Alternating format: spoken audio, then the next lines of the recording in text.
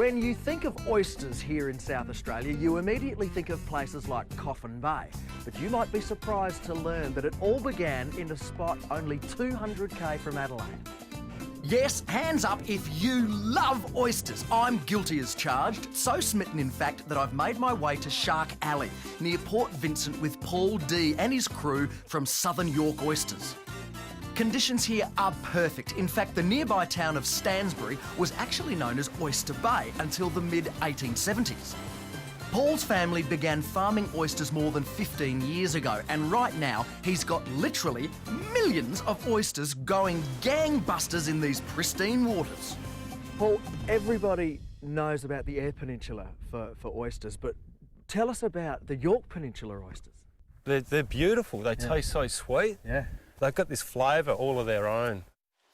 In around 2 years, oysters are grown from a tiny seed, or spat, then harvested according to size. Bistro, plate, or beauties like these, which Paul calls standard size. Yeah, right. Sometimes Paul's juvenile Pacific oysters are sold to oyster producers, who in turn fatten them up in other waters. So the Eyre Peninsula oyster on your menu could have actually spent its infancy right here. The shucking process. Have a look at that. Flip him over for you. Would you like to scoff that one there, mate? I'll have a go at that. These are magnificent. That is unbelievable. That is beautiful. That is just beautiful. Now, Paul, oysters are sort of ambiguous, aren't they? Are they males, females? What's their deal? Well, at the moment, our oysters are pretty fat and they're moving into a different cycle of their life. So they're moving into the spawn cycle, and because of that, they've got eggs, and basically 100% of them are female at the moment.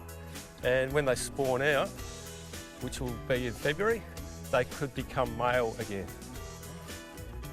Does that answer that question? That is a weird question, mate. You're a strange fella.